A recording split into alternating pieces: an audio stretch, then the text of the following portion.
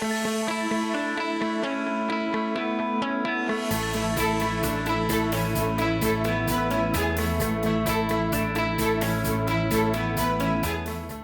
to the Linux Spotlight. This show is dedicated to showing off the best thing about Linux, our community. This community is made up of developers, distro maintainers, podcasters, and everyday users. Each one plays a vital role in our community, and the goal is to have a discussion with each individual about their journey into Linux and beyond. So join me now as we turn the spotlight on.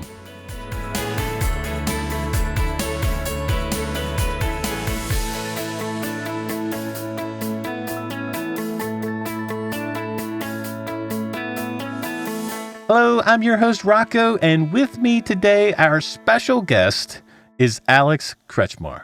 Alex, how are you? Hello. I'm blinded by the spotlight. I did pronounce the name right?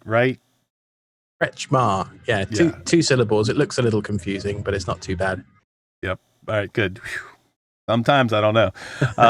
But Alex, most people will know you from being an on-air personality and podcaster for Jupiter Broadcasting. So you frequent shows like Linux Unplugged on JB and others. You have your own podcast that you host with Chris Fisher called Self-Hosted. But that is what people will know you by. That they'll know your voice. But if somebody were to meet you today that you didn't know and they didn't know you, what would you say to them if they asked you, who is Alex Kretzschmar personally? Well, he's a fine and dandy sort of fellow, you know? I just like tinkering and making stuff. And maybe you can see behind me, I actually have a couple of 3D printers running right now to make some medical PPE for my local hospital. So we're printing probably about 50 or 60 of these little things a day at the moment. I've had a couple of people donate me a couple of printers and some filament and stuff.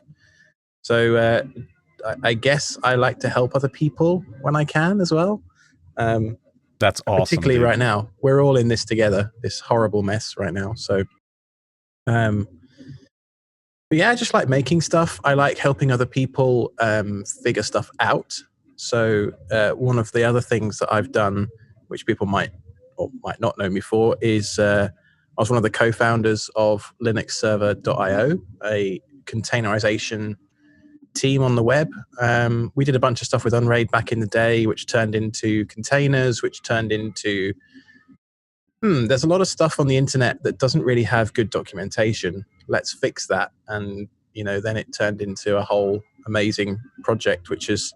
I think got about 9 billion pulls from Docker Hub right now. Oh my gosh. Which is insane. I'm no longer actively involved with that project. I stepped back to focus on the podcasting side of things, but those guys do great work. I've written several articles on the Linux server blog over the years on the Perfect Media Server series, helping people use, and really I would say actually my primary goal with Linux in general is just to help more people think it's as cool as I do.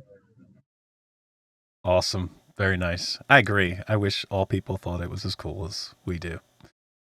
But you're originally from the UK. Obviously, you have that accent. Oh, could you tell? Recently moved to the US, and you talked about that move on the Brunch with Brent episode that you were on. And that's a big move. So how did you come to that final decision to say, I'm moving to the US? Well, the fact that I'm a US and a British dual citizen helped. So for me, there was no boundaries. There were no visas that I had to worry about. I could just go. Brexit was a factor. The fact that I could was a factor. The fact that I work for Red Hat and they have a global presence was a factor, So there were lots of things. And I think ultimately it came down to one very simple kind of sentence in my mind of I'd rather regret going and not liking it than regret having never tried it. So yep, that was the ultimate motivation in the end. Very nice. Well, you mentioned Red Hat, so obviously podcasting is a side thing. You work for Red Hat on a daily basis. Were you going to college for computers? How do you land a job working for Red Hat? I still don't know some days. Somebody's going to come through the door and tell me that I don't know what I'm doing in a minute, and everything's going to go back to normal. So I'm actually a music major. I mean, the UK university systems don't really do majors and minors, but I studied brass bands. I was a euphonium player in a British brass band, and I took that through university. I did conducting and a bunch of other music-related activities. I play drums, I play guitar, piano a little bit. I've always been quite musical. And then whilst I was doing my undergraduate degree, I got a part-time job at the Apple Store as actually as one of their sales clerks, one of the sales, what do they call them, specialists. And I did that for about 6 months. And over those 6 months, it became apparent to me that I had quite an affinity for listening to people's problems and fixing them. Other people in the store started to notice, and I applied for one of the what was called family room specialist roles. That then took me into the Genius Bar area fixing, back then, iPods. And I started to see what the geniuses were doing on the MacBooks and the Mac side of things. Thought, that looks pretty cool. So I started trying to climb that greasy pole. And about 18 months later, I was on the Genius Bar as a genius, fixing Macs and mobile devices. I did that for about 5 years. But in that time, obviously, Apple changed an awful lot as a company. And I still buy into the Apple Kool-Aid to some extent. Not everything they do is perfect and freedom respecting and everything, but I think they put together a good product for a lot of people, And towards the end of my 5 years, I was getting involved in a bunch of stuff in my personal life, which kind of augmented how I was feeling about working in retail anyway. So there's only so many times you can reset someone's iCloud password in a 10-minute appointment and not want to stab your eyeballs out with a pencil. But on top of that, just general kind of wearing down of working in retail, of getting sick every few weeks, of not having weekends, of working evenings, all that kind of stuff. Not being paid particularly well, although Apple do pay reasonably well for retail. I was starting to get involved with Unraid, which I mentioned briefly. I had a 1.5 terabyte hard drive lock up on me and fail, and I lost a lot of data. So I started buying, I bought a Synology unit, and then I thought, I've got a 24/7 system in my house here. Let's put Plex on it. And then I did a bunch of other stuff and realized that an off-the-shelf NAS is quite limited with, half a gig of RAM. So I built out of spare parts and stuff that I begged and borrowed from thrift stores and stuff like that. I built an Unraid box, and that was my first real taste of Linux properly. I mean, I'd installed Ubuntu a couple of times in a VM and sort of done apt-get update, or I don't know what this does, but it sounds cool. Right. I think my first release was Hardy Heron when I was in sixth form in England. So, I mean, I've used Linux for a long time, but not properly until I would say 2011, 2012, something like that. So yeah, Unraid then led into, well, I've got this box that's on 24/7. What if I could stick my graphics card in there and do PCI pass-through, save some money by not having to build a desktop system? So I started working with a guy called, he had several usernames on the Unraid forum, School Bus Driver, Grumpy But Fun. He got banned a lot of times because he was a bit rude to people. But he helped me a lot, and we started compiling custom kernels. We built in the PCI pass-through stuff into the Unraid kernel that wasn't there at the time. And this is using Slackware, so it was a bit of a hack job with the way that Unraid has their BZ root and all that kind of stuff. And this was before Docker came along. So yeah, that got me involved with Linux. And this was about the time where my wife was finishing her teacher training, and we were looking at moving around England anyway. And I thought to myself, well, we're at a kind of inflection point here. I could move to a different town and go and work for Apple for the rest of my life, or I could go and see what computer science courses are available at the local university where we're moving to. And it also turned out that my gran, rest in peace, left me £5,000 that year. And the computer science master's course that I took, the fees for that course were £5,000. Awesome. I mean, I try not to believe in fate, and I'm not a religious guy or anything like that, but there are just some things that line up in the universe like that. You think, okay, that's kind of cool. So yeah, I did the computer science master's course. It was an unbelievable amount of work. I taught myself how to program very badly Java in that year. I did a bunch of Android development. I bought a Nexus 5 to do. This is when I was at college, just to give you an idea of the era. Nexus 5 to do a bunch of the development on. And as part of the careers program at that uni, I landed a job as a Python developer at a local software company after I'd finished the masters as an intern. So I was being paid minimum wage. Against the advice of some of my family, actually, they said, "You're worth more than that." And I'm like, "Well, let's give it a go. It's only 3 months."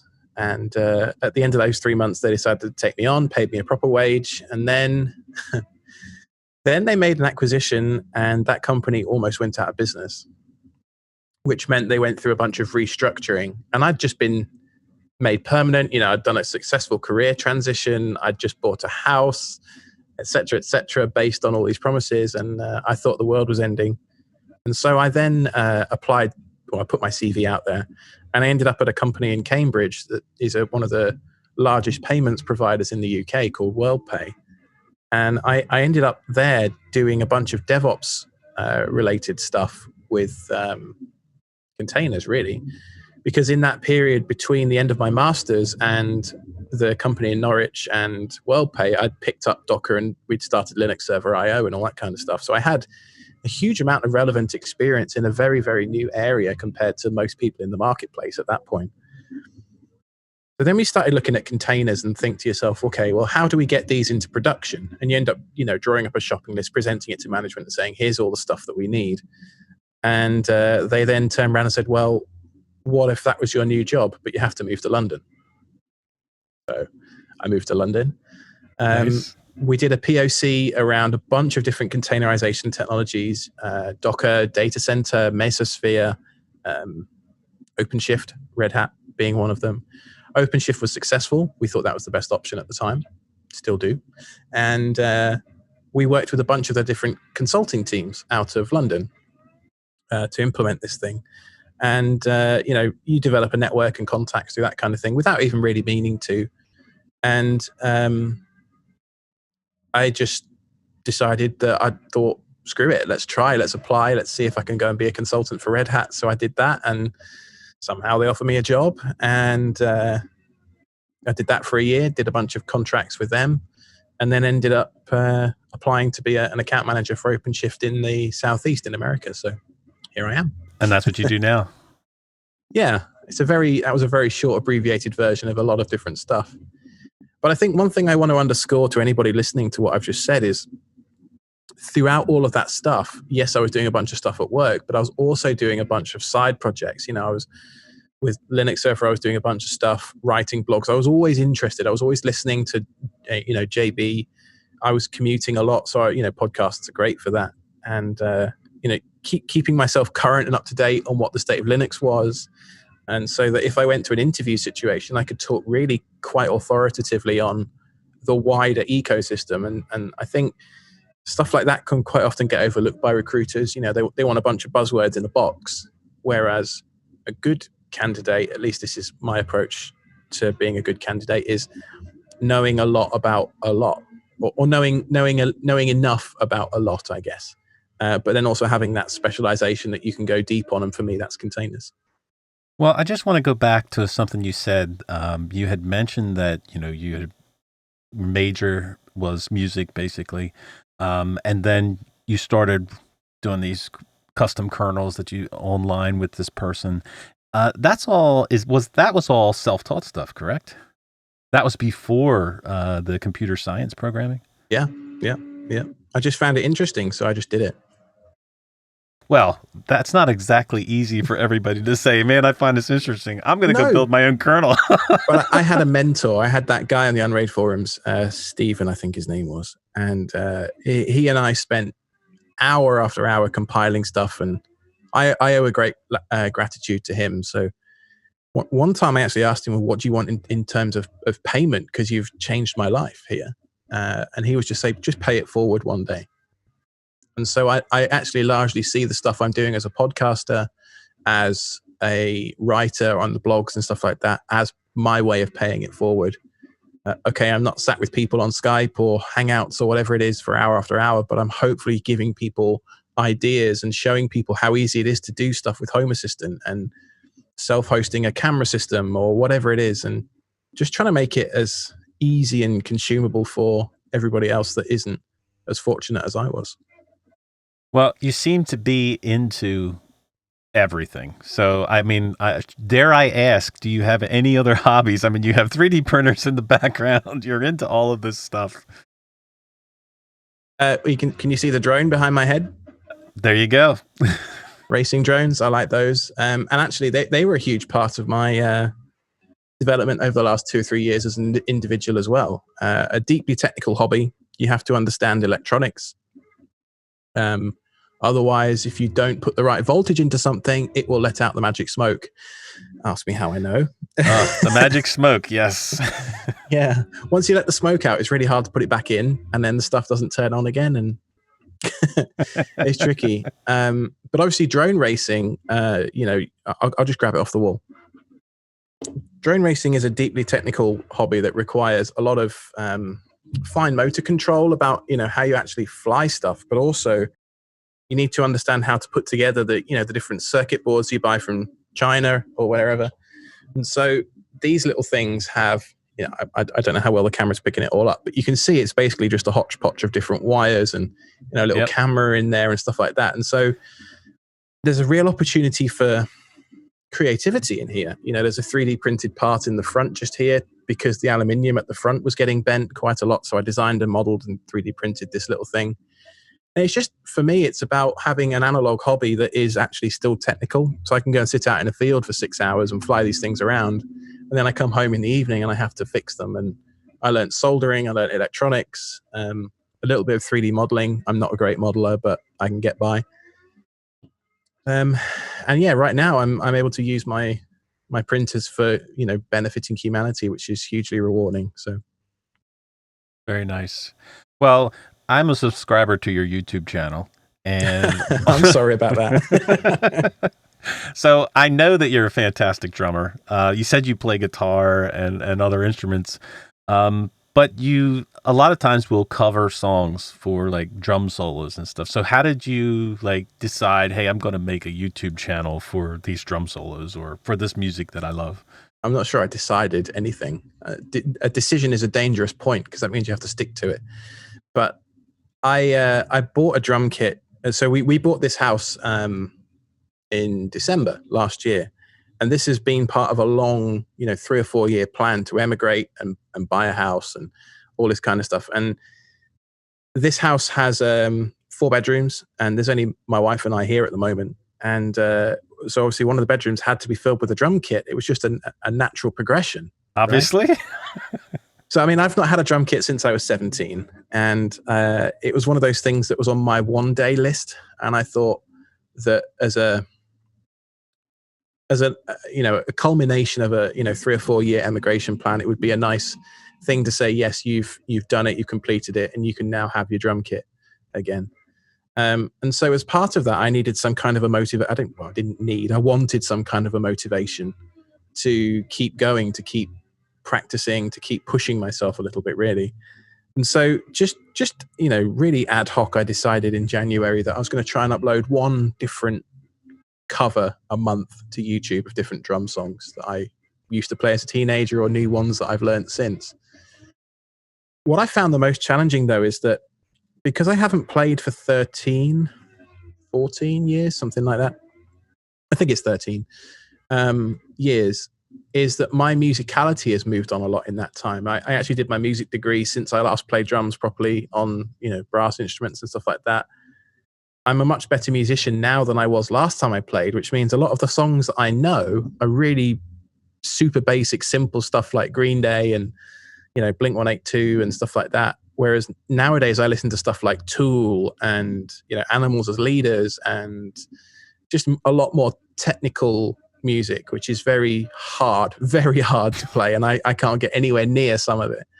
But it's just great to have that motivation, that's why I do it. Yep.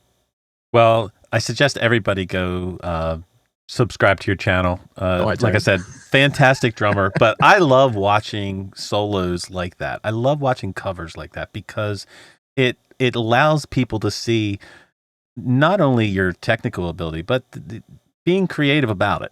And you what you do is you turn the camera on, you start it. You don't make it this professional, with transitions or anything like that. You turn the camera on, you sit down, you play a drum solo, and then you get up and you're like, yeah, I'm done. Turn the camera off. So it's real, dude. That's what I like about it. It's just a chronicle of my own progress, if nothing else. And actually, that's how, Linux server started out. It was my own personal blog about how I was compiling kernels. Mostly, it was me writing down what I did so that I could remember how I did it tomorrow. And I feel like there's a huge benefit in humanity just sharing and showing what they're doing and being real and not, polishing stuff to the, the level of where it's fake and, the Instagram generation or whatever. I don't necessarily buy into all that kind of fakery. Right. Like you are who you are. If you don't like it, there's someone else around the corner who you probably do like. So, Yep. Keeping it real. I suppose so. Yeah. So let's go back to the beginning of your computer career, or maybe just computers in general.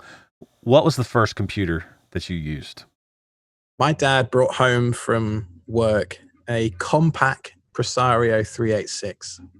I think it had a 512 megabyte hard drive. Maybe a 4 gigabyte hard drive. I don't know. I think it was pretty baller, actually, at the time. Or was it the 486 after that had a 4 gigabyte hard drive? Anyway, it was really old, beige box, and I used to run Lemmings on it. So, take us through your progression up to the point where you're using computers, and you mentioned about, how you didn't actually mention where you first heard Linux, I don't think, but take us through the progression of your computers to that point. Well, where I first heard Linux would be a guy at my secondary school. So that would be aged 11 through 16 in England. He gave me a bunch of CDs with Knoppix on it. I didn't really use it. I just took the CDs and thought, oh, this is kind of lame. The first time I remember actually sitting down and installing Linux was Ubuntu. I'm going to look it up because I want to know what the version was. Hardy Heron is the first one that I can remember the name of, although I have a feeling it was actually older than that. I'm going to look it up. Hardy Heron would be 8, I would think. Yeah, something. I think 6 or 7 maybe. Have a look. Oh yeah, Dapper. That was the first one that I used, which was 6. Because that came out in the summer of 2006, which was the transition between my 6th form and my university summer. So I had a really long summer that year. And I was playing a lot of Transport Tycoon on the computer. One of the buddies I just met at the university open day was big into Linux, so he shared that with me. He and I were playing Transport Tycoon, listening to Green Day, American Idiot, and installing Linux, and talking over MSN Messenger. Right. Oh my gosh, MSN Messenger. Wow. So what is that first experience like? You mentioned some of the good things. Were there hurdles to? Well, obviously there were some hurdles, but I had no idea what I was doing, Rocco. No clue. And here's the thing about back then is my cell phone, such as it was I think a Sony Ericsson T610. So internet on that thing was just about usable. But I don't think we really remember how bad it was. Like if you screwed up the bootloader and you had to Google something, there wasn't another computer in the house probably to go and Google it on. You had to go to school the next day, print out the instructions and bring them home, and then and then try and figure it out. So yeah, I broke a lot of stuff. I had no idea what apt-get was really doing. I just did it because he told me to, the friend over MSN. I didn't really understand what packages were. I didn't really understand really anything. But the Compiz cube was cool. I understood that. So those are my first memories. I think everybody understood that. It was just that visual thing that looked awesome, you know? Yep. So, I mean, this is in the time of, I guess, Windows XP. Vista hadn't come out yet. So, you're comparing that Compiz cube to the horrible blue and green nastiness that was Windows XP. I mean, Windows these days isn't too bad, I don't think. As a bit of a pragmatist, really, it's fine. It gets the job done. I'll use Linux if I can, but sometimes I need to do some 3D modeling or stuff like that, and I have to use a proprietary piece of hot garbage. Uh-oh. So you, from that time and even up till today, you basically either dual boot a Linux machine or have like certain machines for Linux and certain machines for like Mac or Windows. I use a lot of PCI pass-through still as well. So my desktop I'm talking to you on right now, I'm currently booted into Linux underneath, so Arch, and using the PCI pass-through VM. I was doing some stuff in Fusion 360 before we joined this call. So I'm actually in Windows talking to you right now, which is a bit daft on a Linux spotlight. No. I'm aware of that, but that's terrible. It was, got to get the job done. Right. So how many distros have you tried over the years? I mean, would you consider yourself a distro hopper? Yeah. I always come back to Arch, but yeah, definitely a hopper. My thesis as part of my master's was actually looking at all the different desktop environments. So I looked at probably half a dozen. This was using Antergos mostly because it was the easiest distribution to install, 6, 7, 8 different desktop environments on top of. But yeah, I've tried pretty much every distro that I can really think of and decided I didn't like them for one reason or another and always come back to Arch. Maybe you can see by the way, the Arch logo behind me. But I don't know. It's just I just like the fact that with Arch, if it's broken, it's your fault, and there's no kind of abstraction in the way. There's no sort of distribution tax to figure out. It's not you're not doing it in the elementary OS sort of way. You're not doing it in the Ubuntu sort of way. It's just this is how System D is delivered. So if it doesn't work, it's because you've not configured it right. Right. Well, you do a thesis on desktop environment. So what did you come up with? What is your favorite desktop environment? Well, this was around the time of GNOME 3.14, 3.16. So it's a little while ago now. Yeah. I think I came up, I don't remember the results, but I looked at Mate back in the day. I looked at KDE. I didn't used to like KDE, but now I run Plasma everywhere. So, oh my gosh, there you go. Tastes change. I actually used to really like GNOME 3, but I've gone off it over the last couple of years. So, and I'm the exact opposite. I used to love KDE. That's what I started with Linux, and now I am pretty much on GNOME for the last year at least. So, yeah, taste change. So let's get into the whole podcasting area. In your Brunch with Brent episode, you talked about how you had listened to JB for a very long time. When did you start listening to JB, and what was that first show that really caught your eye, caught your ear to say, man, I love this? Linux Action Show. I listened to, I wanted to build a pfSense router, and there was an episode of LAS called pfSense Makes Sense, I think. And that was the first one. It was Chris and Matt, I think, at that point. And yeah, that was the first one.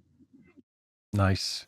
And when is it that you start making contributions to JB? So living in England, it was actually really hard because LUP was always at 10 or 11 p.m. at night on a Tuesday. They've moved the time up a couple of hours now, which I've emigrated, Chris. That's not helpful. Not But anymore. So I joined LUP as often as I could, but honestly, that was like maybe once or twice a quarter. And even then, it was a super scary sort of, there's so many people listening type situation. And, Chris didn't know who I was. And, it was just a bit hard to do reliably. But then once we were looking to emigrate, we took a road trip from Orlando up through Raleigh to DC, down through Asheville, down the Blue Ridge Parkway, across to Memphis, then to Austin to Texas Linux Fest, and then up through Amarillo to Denver. And we did that in 3 weeks. And that was a lot of driving, I'll tell you that. But a beautiful ride. Had to be a beautiful ride. Stunning. Yeah. And you got to see all different types of America. You got to see the East Coast compacted in. You got to see Texas, which is just huge. And Denver, which is, I really like Denver. I'm kind of still surprised we never ended up in Denver, but the snow kind of put me off a bit.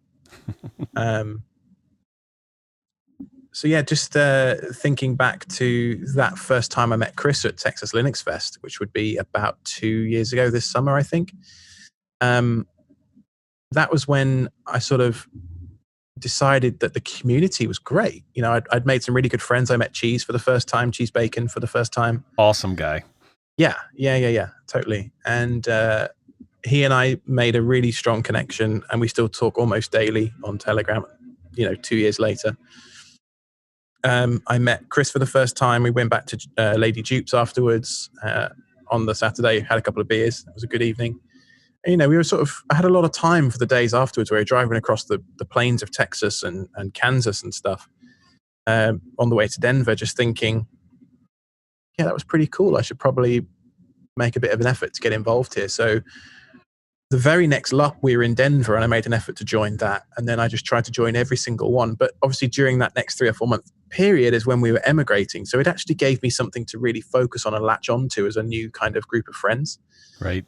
Which was really nice. And so then after I emigrated, I just made the effort to try and join LUP for like 6 months every week, as often as I could, even though I had in my house at that point a camping chair, a folding camping chair, and a folding camping table, and my laptop and a microphone, and I still joined, And then, we went to Lynxfest Northwest last year as my first time. I went to the JB studio. Wimpy and Popey were there. All of the JB crew were there. It was probably about 30 or 40 people packed into this suburban house that is the studio, JB1. And for me, it was a bit like a pilgrimage, really, as a long, long time JB fan. Anyway, I gave a talk on Home Assistant and automation and that kind of stuff at the fest on the JB track, because I'd reached out to Angela a few months before and submitted a talk and had it approved. Then we stayed a couple of days in Seattle after the fest just to go sightseeing. And then on Tuesday, Chris invited me up to the studio to record LUP in person, which was like, yeah, hell yeah, I'll come to that.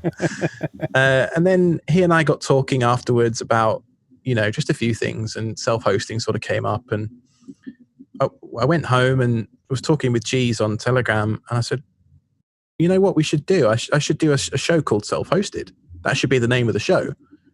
Talking about because I was talking about how you can host things yourself. I'm like, well, the name should be Self-Hosted. It's pretty obvious, right? And then I sort of put together a document, outlining who the target audience would be, what the sort of topics would be, the format, just a very, very loose thing. And then presented it to Chris over a Skype call. And a couple of months later, the show was born, really. That was it. Nice. Well, that show, Self-Hosted, it's great in many ways. One is that you learn so much while you're listening to it, number one. Number two, you get the benefit of learning from your and Chris's mistakes over the years to not make those same mistakes. Of which we make many. It's almost like listening to a mini journey on each subject of what you're talking about. And I think that is the most awesome thing about it. So, yep. I do worry sometimes that it's not as accessible as it could be, because Chris and I are Chris is very experienced. I'm probably got half the experience he does. But I work in an enterprise scenario which involves a lot of buzzwords and having to learn a lot of stuff. And I do worry sometimes about the approachability and the accessibility of the show for newbies, for beginners. Because I think we often talk in the Linux world about how, there's this mythical new Linux desktop user. I think certainly my journey started off, like I told you earlier, through self-hosting a few apps on a Synology. And it kind of snowballed from there. And I think there's a lot of people that is the truth for. And one of the things that we're trying to do at the moment is launch a self-hosted wiki at wiki.selfhosted.show. And we want people to contribute to that wiki who are beginners, who are new, and we can help them, curate the content a little bit. But we need that kind of wide-eyed kind of beginner kind of, you don't know what you don't know, and sometimes you forget what you didn't know. Because you do it every day, it's kind of hard to remember. And so, yeah, it's just one of those things, again, coming back to what you said about motivates me. It's just trying to help other people get the same level of enjoyment out of this stuff and the same level of utility also. My internet went out a couple of days ago, and had I been relying on Netflix, I'd have been screwed. But as it was, I just fired up Plex and off we went, so. Well, in this show, you cover so many different topics: Plex, home networks, automation, a camera system, host your own blog. Do you have a favorite subject that you like to talk about in these shows? Yeah, it didn't really start out this way, but we've sort of turned into the Home Assistant podcast 2.0. we seem to talk about it all the time, and we really don't mean to. It's just the coolest thing. I put up some new lights in my garage a couple of weeks ago, and they're on two completely different circuits. So there's two physical different switches on two different breakers that I would have to, isolate if I wanted to turn them on or off. Well, now I've got a couple of smart plugs hooked into Home Assistant. So if I flick one switch, the other one is aware of it and turns itself off. And it happens awesome. Within a quarter of a second. It's really very fast. And so you start then thinking about, well, there's other ways I can solve problems. And so these masks, for example, I'm printing for the PPE shortage. One of the printers I have downstairs is in a smart plug. It draws about 200 watts when it's printing. And when it's at idle, it's doing about 40 watts. And so I have an automation now that tells me if that printer is below 75 watts for 1 minute, the print is finished, go and restart the print. So there's just, if you can think of it, and this is genuinely, it makes my life better. It makes things easier, less complicated. And I've actually noticed, believe it or not, my energy bill has dropped by about $30 a month. As I've got more automations going in this house, since we moved in, my energy bills are actually going down as well. So it's a win-win. Right. Well, on the Biddle episodes, we've been talking about this open sign and getting a Raspberry Pi for it and turning it on automatically. But wouldn't it be cool if we could figure out a way to, say, 30 seconds after the YouTube stream goes live, the light turns on? So we could definitely do that. What you need is one of these. I found it. Uh-oh. What you need is an ESP8266. Of course, I knew that. I knew that was we're going to need. There's a couple running the LEDs for my printers at the moment, but these little boards, let me just open the packaging here. I ordered 30 of these from Alibaba about 3 months ago, and they finally arrived yesterday. But these little things here, they have a little Wi-Fi chip. That's the big silver thing. That's a Wi-Fi chip. And then on the other side, they have a little microcontroller. It's kind of similar to an Arduino in that there's a few little input-output pins on each thing, and you can, if you want to, you can solder on these little headers. You can stick them through, kind of like that, and then you end up with this thing that you can put headers onto. I just soldered them on because I learned how to solder really small stuff because of the drones. I can do very fiddly soldering, no problem. But yeah, then you use something called WLED combined with Home Assistant to listen for a trigger, and for less than $10, you could do what you're asking. Fantastic. At some point, that's going to happen. On some point, I'm going to do that. So, Chris and I often talk about the pile of project shame on self-hosted. I think you've just added something to yours. Yep.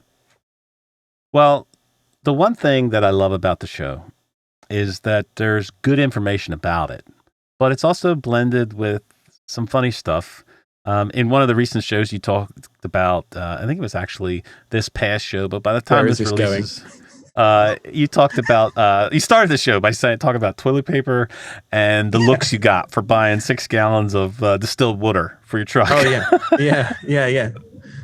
So obviously you get into the meat of the show, but I think that's important that people see that personal touch and that realness, like we were talking about with the drum solos and everything else, that it's two guys talking about something they love and it makes it real. And I love that.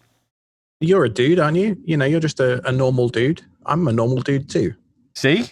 Exactly. I love it. But see, a lot of times when people watch things or listen to things, they sometimes put people up on a pedestal, but even if they don't do that, they still separate people and you don't get that personal touch. And I think that's important for them to see.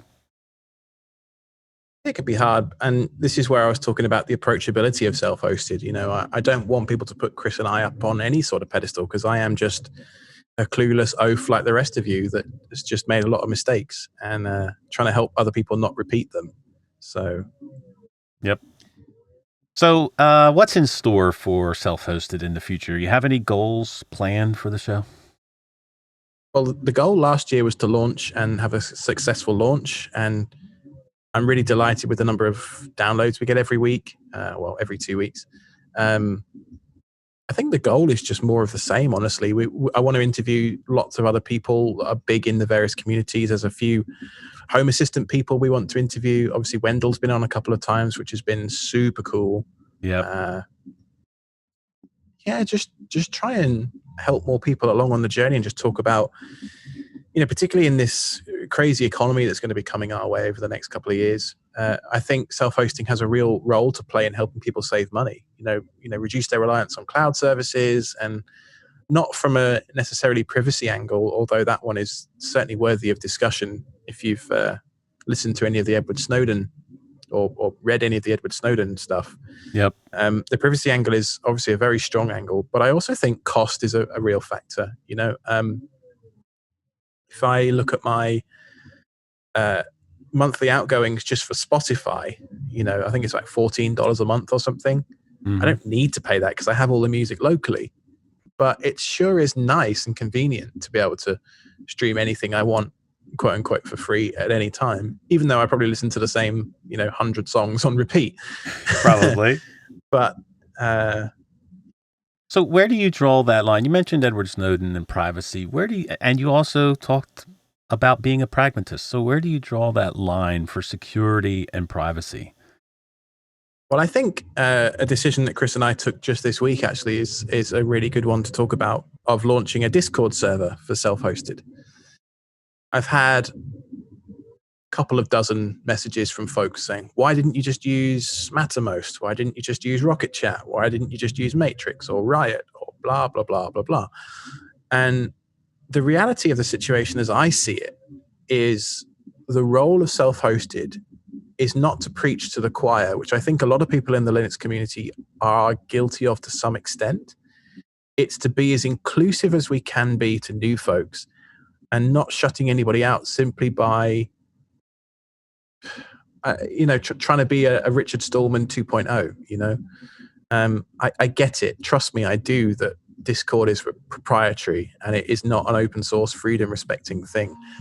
But neither is Telegram. Neither is GitHub.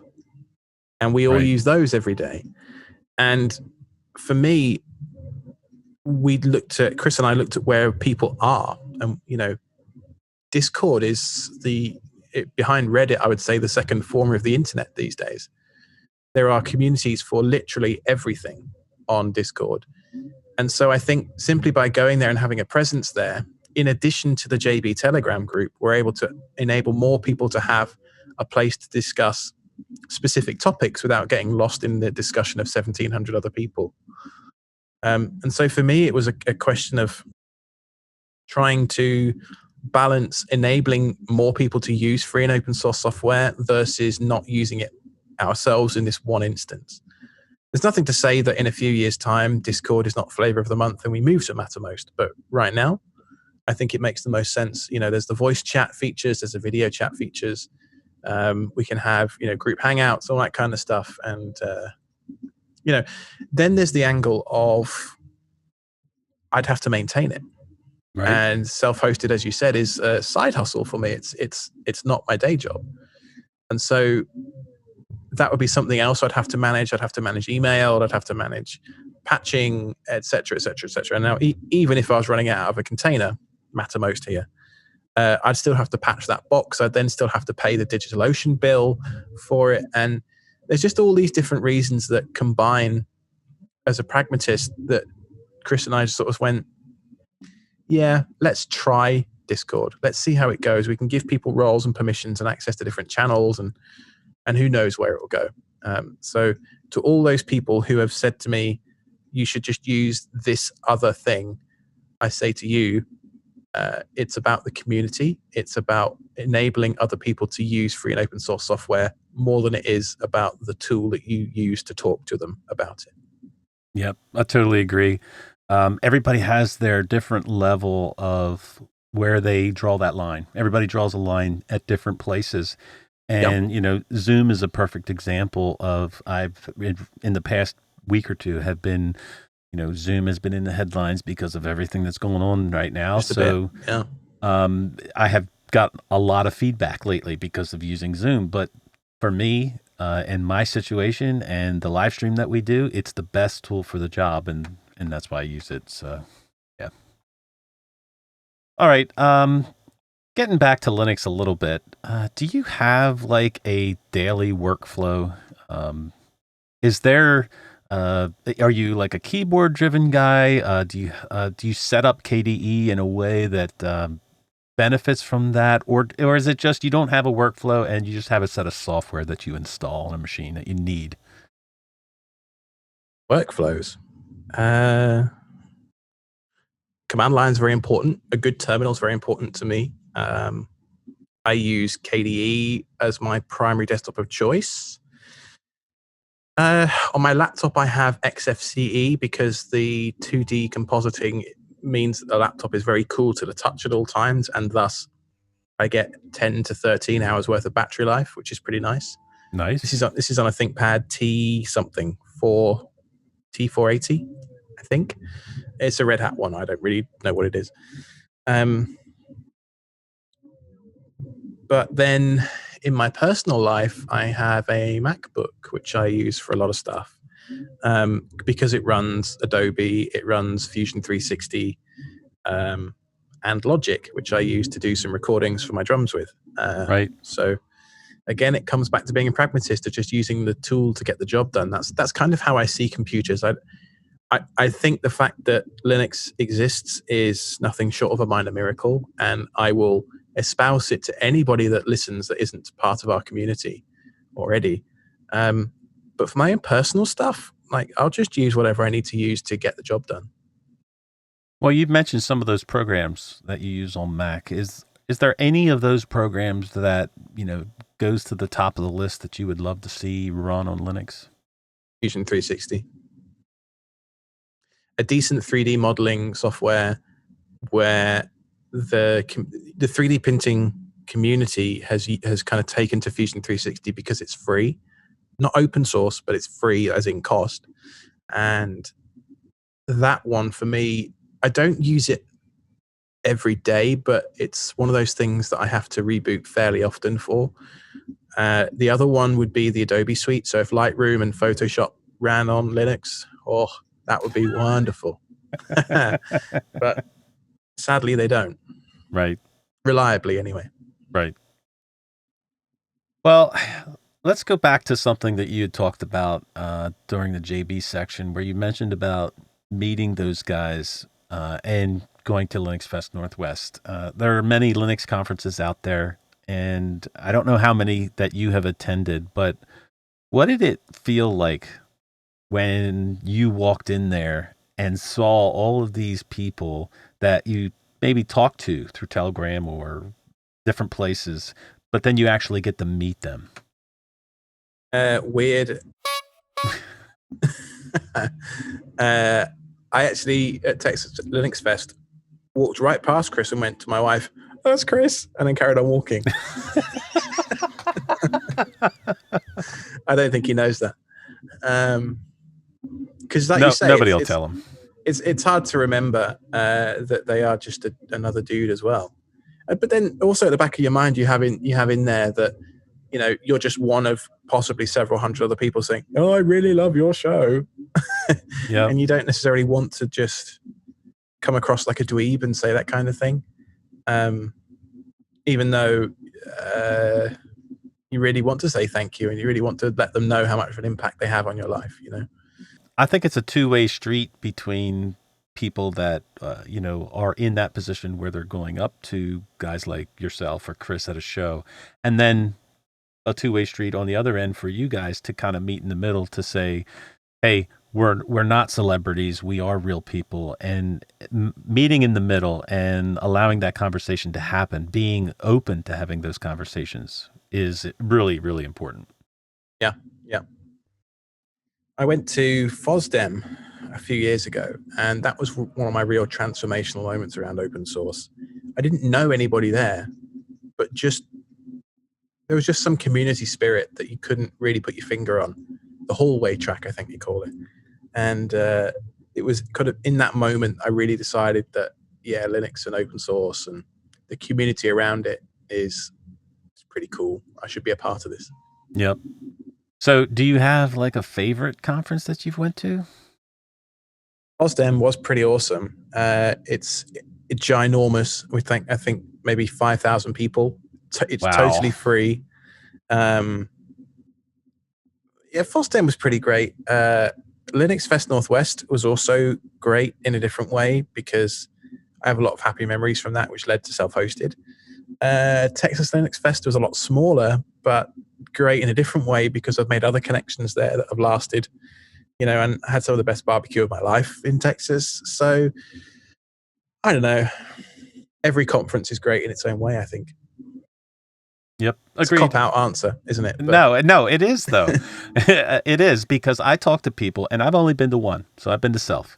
But everybody that I get to talk to talks about each conference and says, hey, this is the good things about this conference, or hey, this conference is a little bit more corporate, but it's awesome because you get to meet all of the actual developers that are behind it.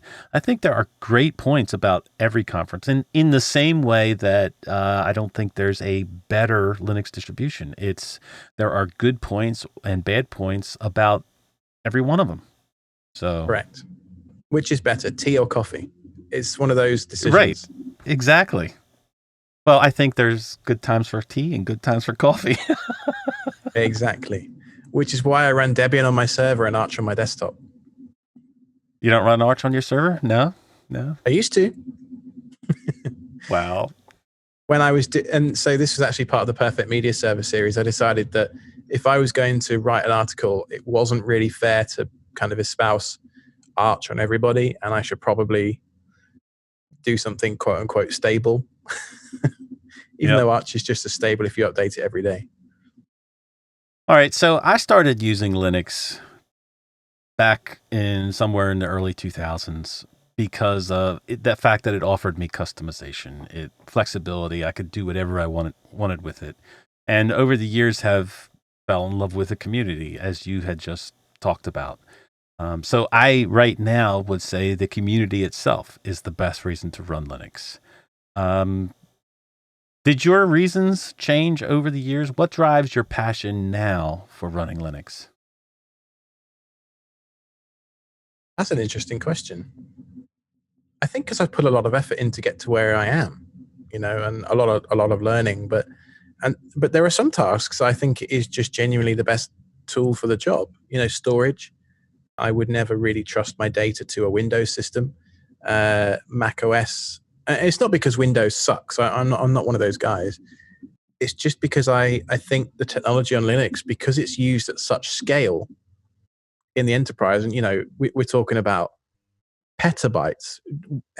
What's the one after that? Exabytes worth of data. I don't even know how many bytes of data it's going to be, but there's going to be a lot, and it's pretty much all like the internet servers. Pretty much are all Linux.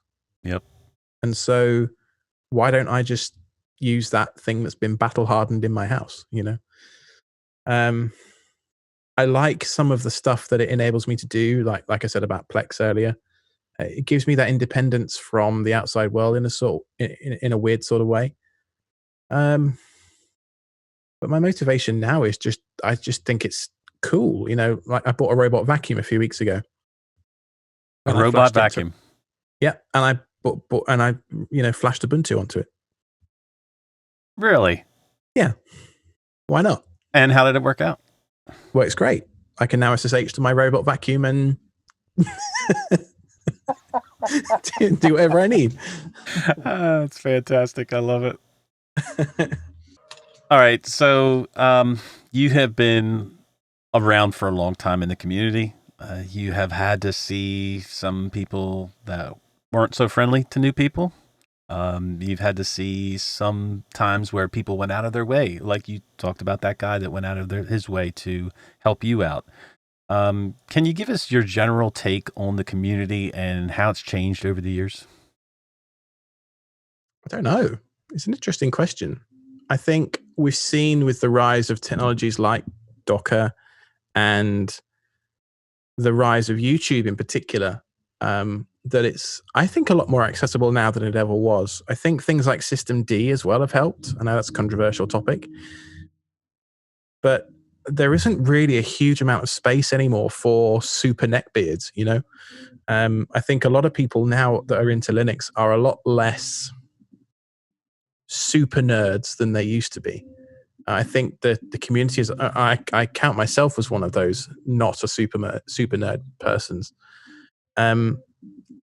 There will always be people that know a lot more than me about how the inner workings of the kernel work. But what I see is how to put it all together and build a big system of moving pieces and then get other people to be excited about that as well. So yeah, that's probably the biggest change I would say from when I was a teenager to now is Linux is really easy to install. I mean, you can install Ubuntu in 10 minutes. Yep. Whereas back then it was you had to set aside a whole day pretty much. I mean, internet speeds help, of course, with that. But yeah, I think for me, it's a lot more approachable than it used to be. I think there's a lot more media out there in terms of podcasts, YouTube channels, of just normal people. DistroTube's one of them. Luke Smith is another one. I mean, there's all sorts of people doing all sorts of great stuff on YouTube about making this stuff more easy to access. But also, I think the enterprise has kind of adopted a lot of these open source technologies as just kind of normal stuff because they've all moved to Amazon and Azure and all those kind of things. And a lot of these technologies are just part of the daily now. People SSHing to servers and stuff like that it's normal. Connecting to a VPN is normal, and a lot of that stuff behind the scenes, like I said earlier, is running on Linux. And a lot of people have, without really realizing it, already touched a Linux box or two in a day. Mm-hmm. Well, I think the big important thing for me seeing is the amount of outlets that you have that are approachable. Years ago, the outlets that you had had not as many people on it or in it, and some of those people, there were the bad apples or the people that were very rude were more out there in the open, where now you have so many outlets to go to and so many different people creating content that are approachable, that make themselves available and that want to help people, that we are in not only a great time for Linux, but I think we're in a great time for the community itself. Absolutely. And Twitter gives me a direct portal into, almost any tech nerd's life. I can reach out to somebody on Twitter that I've never met that works for, I don't know, Disney streaming service, or I could reach out to the founder of HashiCorp, or I don't know, probably Mark Shuttleworth if I tried. There's no guarantee they're going to reply, of course, but I have a direct route possible. Whereas, 10 years ago, it wasn't even possible to connect to people. You and I would never be talking 10 years ago. So right. I think it's a great time to be alive. Well, you mentioned all of the things you did, and you said I'm not a super nerd, but I believe I would put you in the category of super nerd. Nah, for all of the things that you've done. But what about coding and scripting? I don't have enough of a neck beard, do I? Do you have a favorite project that you worked on, something you're proud of the most? Oh yeah, Linux server, without a doubt. When we founded that project, and this was in, I want to say 2013, 14, something like that. Docker wasn't 1.0 yet. It was a brand new upstart technology. I think Chris had talked about it on Coda Radio about 6 months before. Him and Michael had talked about it on Coda with Solomon Hykes, the founder of Docker. But as a new Docker user, I sort of looked at the space of Docker Hub and looked at all the images, and most of the images that were there were old and unpatched and didn't have Docker files. So you had no idea how they'd been built, whether they had, bad binaries in them, all that kind of stuff. And then also the documentation was kind of crappy. And as a guy that was writing a lot of blog posts at the time, I thought, right, well, my contribution here as a not, technical expert can be, I will write the documentation and I partner with a couple of other people from the Unraid forums who are smart and can actually write the code. And then that kind of snowballed into that project, and we bought the domain name, set up the website, and then started, just gradually increasing the number of people on the team and stuff like that. And now it's a self, what's it called? An open collective where you can go and donate. And there's a team of, 5-10 people, something like that just work on a permanent voluntary basis to update those images. And it's sort of turned into this big thing that just sort of runs itself with the amazing effort that those guys put in, It warms my heart every time I look on Reddit and I see somebody recommending one of their images, or just saying a nice thing about Linux server, because it was something that was started by someone that had no clue what they were doing, and now it's helping other people that have no clue what they're doing too, I guess. Right. Well, for those people that don't know all of the terms, the technical terms, can you want to explain Docker containers at all? Oh, do I have to? How do I put it this way? When you download an exe file off of, for a Windows box or something like that, generally speaking, it's a bundle. It's an image that contains everything that application needs to run. A Docker container is pretty much like that. So if you wanted to run Plex, which is the example I keep coming back to, but you could just apply it to any other service on your system, like Home Assistant, or Smoke Ping is another fun one, or something like that, which lets you monitor latency between different websites. But the very quick sales pitch for Docker is, if you are thinking about the way in which the global logistics industry works, 100 years ago, they were shipping crates of bananas that were all different sizes around the world, and they needed a different type of crane for a different type of boat, and it really wasn't very scalable.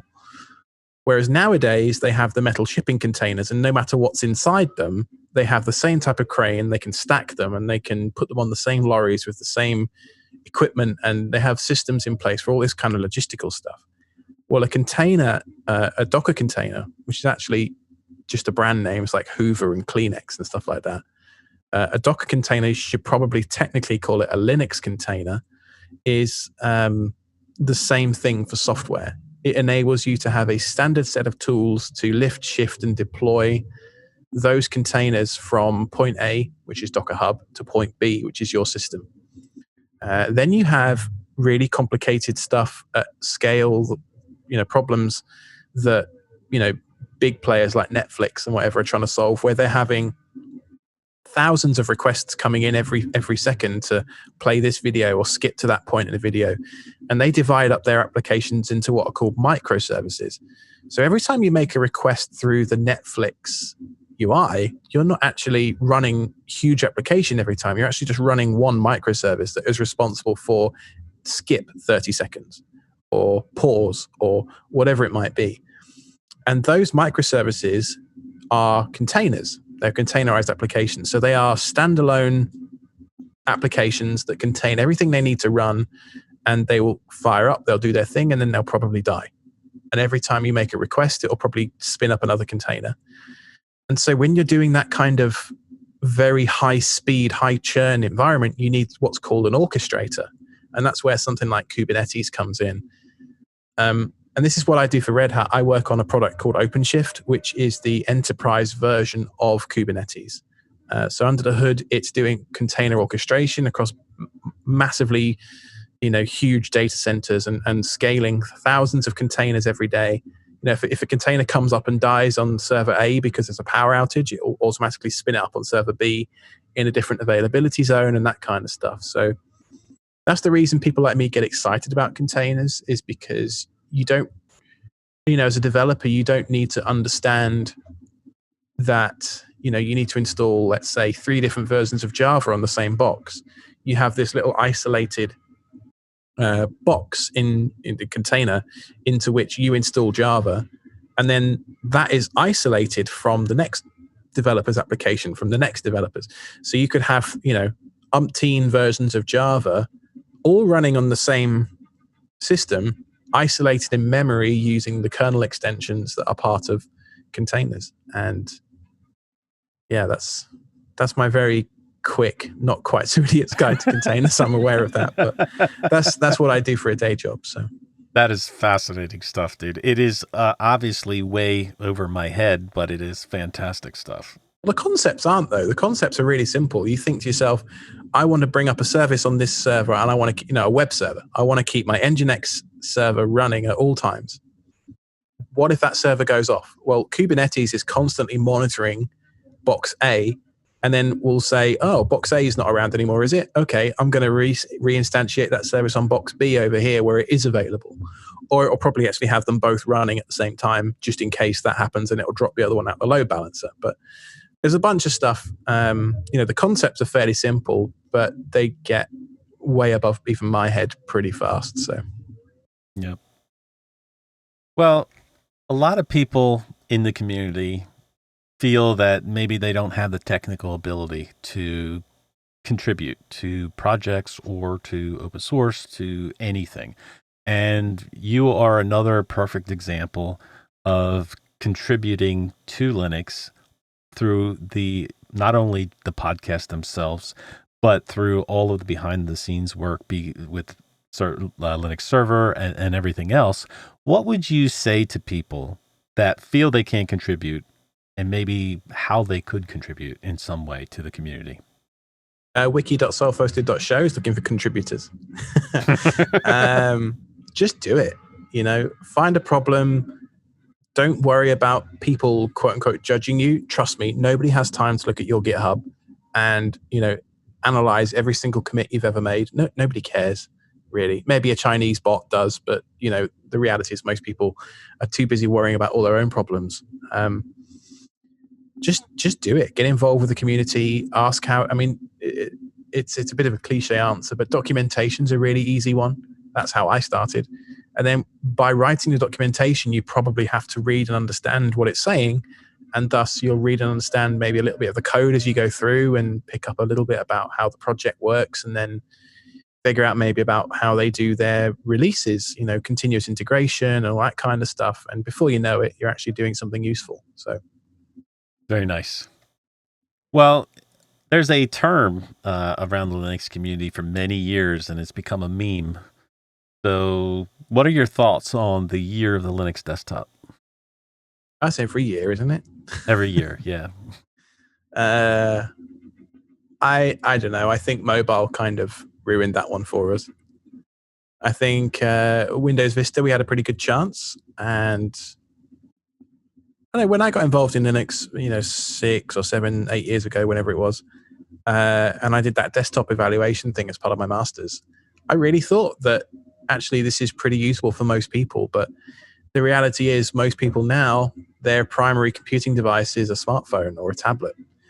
So I don't think we'll ever see the year of the Linux desktop, so to speak. But I think the year of Linux, given that it runs, every package I have shipped to my door goes through a Linux system. Every plane that I get on, the ticketing system is going to be a Linux system underneath.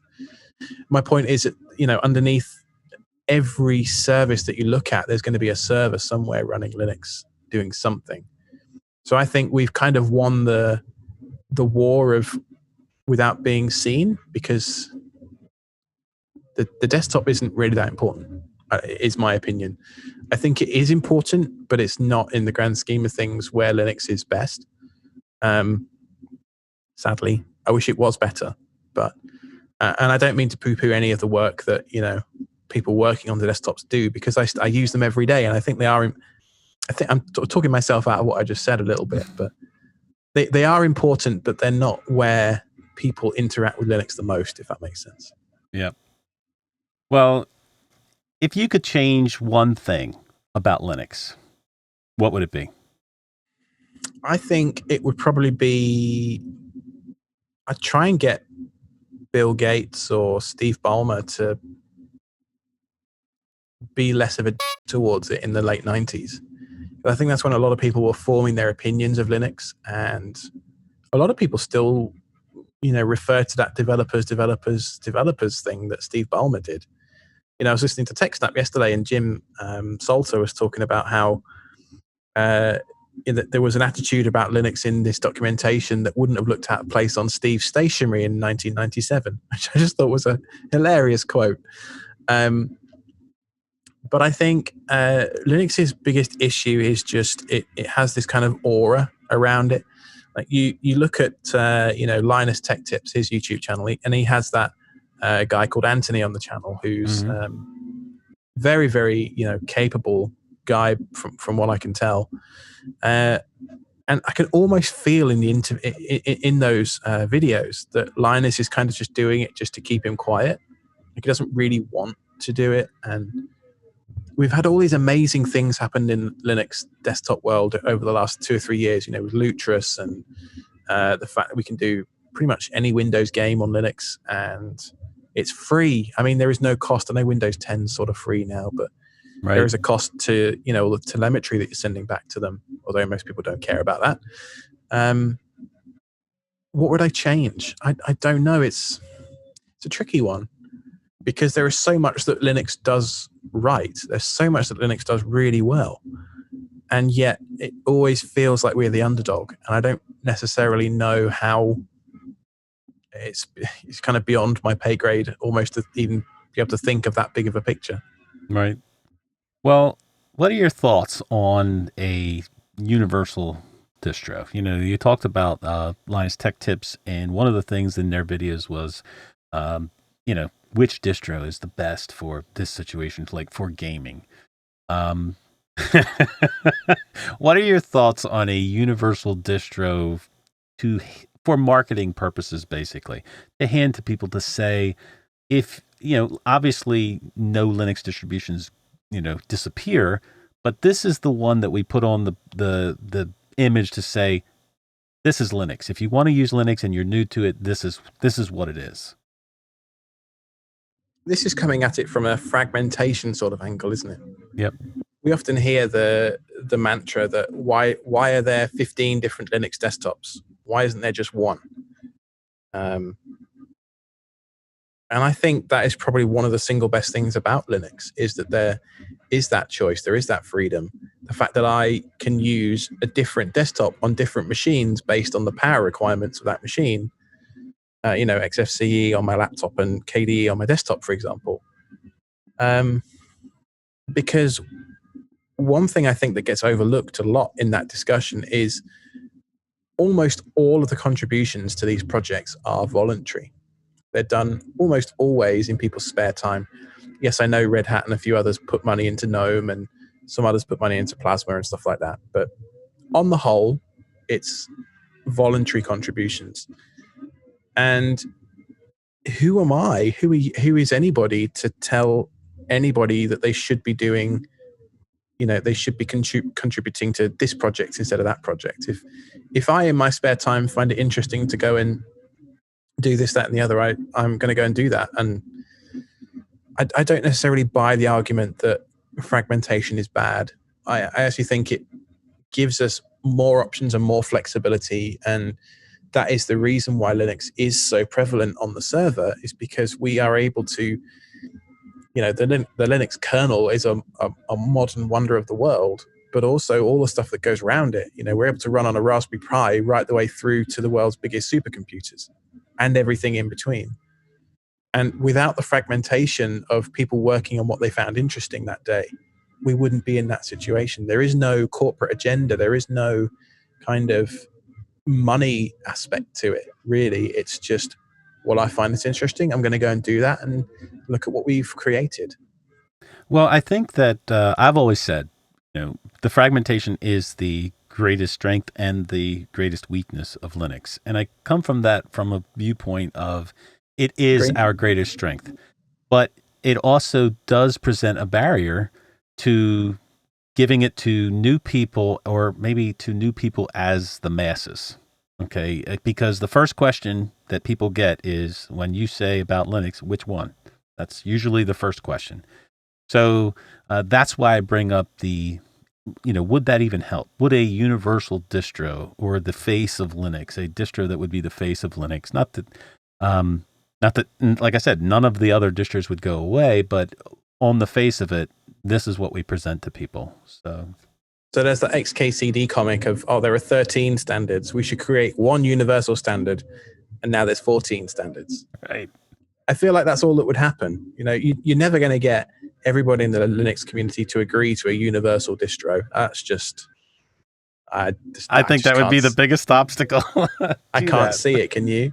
No. I mean, you could argue that something like Ubuntu or Fedora are as close as we're going to get to that. They're very, very capable systems out the box, which have almost all the stuff that average normal people will want to use, ready to go. But then I draw you back to my previous point of most people are using smartphones and tablets. So are there really that many Linux desktop users waiting in the wings for this universal distro? I don't think so. No. There's a lot of people that want to run services on Raspberry Pis and, learn Linux that way through headless servers, which is how I got into it. So I think, I don't think it's a terribly important thing. We spin our wheels a lot on this as a community. I mean, I don't, because I don't care, but you listen to a lot of podcasts, and a lot of time is spent talking about the desktop, and I actually don't think it's that important. Well, I'm a big desktop guy just because that's what I'm into. So I kind of gravitate towards that. But yeah, I can see where it's almost like we're spinning our wheels because we would never really agree on which one that would be. So yep. Either way, it's a tough question. Many different answers. What would your universal Linux distro be? That's a tough question. Right? Well, I don't think we should use systemd. I think we should use initd. See? And then I don't want to use GNOME. I want to use Mate, please. Right. And it would be never ending. Right. Yep. Got a good point. All right. So you told us the reasons why you started Linux. You told us the reasons why you continue to do different things on Linux. What is the main reason why you still choose to run Linux? Besides, you have Macs, you have other computers. What is the main reason why you still continue on with Linux? Pays my mortgage is a good reason. That's a good reason. I just find it interesting. Why does anybody work on cars when they've fixed their own car? Why does anybody do anything really? I find it interesting. I think it enables a lot of stuff in my life to be better. Yeah. Did you ever fix that truck with the 6 gallons of distilled water? I did. Yeah. Flush my coolant through. Works great. Okay. All right, Alex. How can people get in touch with you, brother? I'm on Telegram at AlexKTZ. I am on Twitter at IronicBadger. We're self-hosted.show/contact. We're on Discord, obviously, now. I'm at AlexKTZ on there as well. So you can probably find me on any of those places. Well, thank you so much for sitting down with me and just having a great discussion, brother. Thanks for having me. Well, before we go, I do want to thank you for all of the contributions that you have made throughout the years. Because going back to what we talked about when people say they really can't contribute, you have contributed a ton to the Linux community behind the scenes. And now it's coming out with your podcast and everything else of all of the other things you're into. But you have made so many different contributions to the community itself. I just wanted to say thank you. Thanks. I don't really feel that way myself, but okay. Thank you. All right. That's going to wrap it up. Thank you all for joining us this week as we spotlight the best thing about Linux, our community. Until next time, long live Linux. Live long and prosper, eh? Right?